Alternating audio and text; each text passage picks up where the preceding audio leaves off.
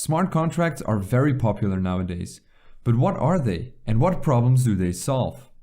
The term smart contract was first used by Nick Szabo in 1997, long before Bitcoin was created.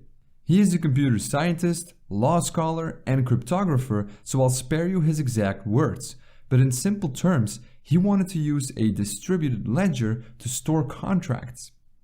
Now, smart contracts are just like contracts in the real world. The only difference is that they are completely digital. In fact, a smart contract is actually a tiny computer program that is stored inside of a blockchain. Let's take a look at an example to understand how smart contracts work. You probably are familiar with Kickstarter, the large fundraising platform. Product teams can go to Kickstarter, create a project, set a funding goal, and start collecting money from others who believe in the idea. Kickstarter is essentially a third party that sits in between product teams and supporters. This means that both of them need to trust Kickstarter to handle their money correctly. If the project gets successfully funded, the project team expects Kickstarter to give them their money. On the other hand, supporters want their money to go to the project if it was funded, or to get a refund when it hasn't reached its goals. Both the product team and its supporters have to trust Kickstarter. But with smart contracts, we can build a similar system that doesn't require a third party like Kickstarter. So let's create a smart contract for this. We can program the smart contract so that it holds all the received funds until a certain goal is reached. The supporters of a project can now transfer their money to the smart contract. If the project gets fully funded, the contract automatically passes the money to the creator of the project. And if the project fails to meet these goals, then the money automatically goes back to the supporters. Pretty awesome, right? And because smart contracts are stored inside a blockchain, everything is completely distributed. With this technique, no one is in control of the money. But wait a minute, why should we trust a smart contract? Well, because smart contracts are stored on a blockchain, they inherit some interesting properties.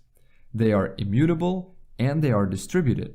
Being immutable means that once a smart contract is created, it can never be changed again. So no one can go behind your back and tamper with the code of your contract. And being distributed means that the output of your contract is validated by everyone on the network.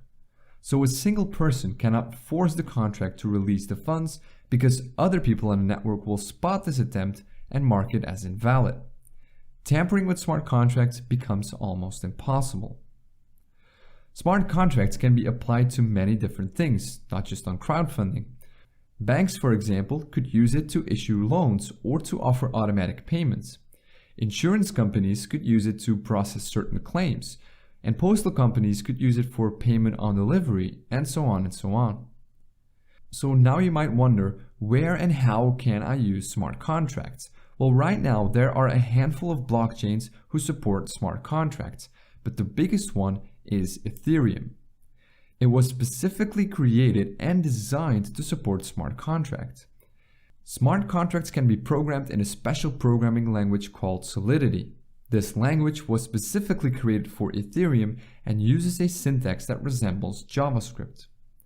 It's also worth noting that Bitcoin also has support for smart contracts, although it's a lot more limited compared to Ethereum.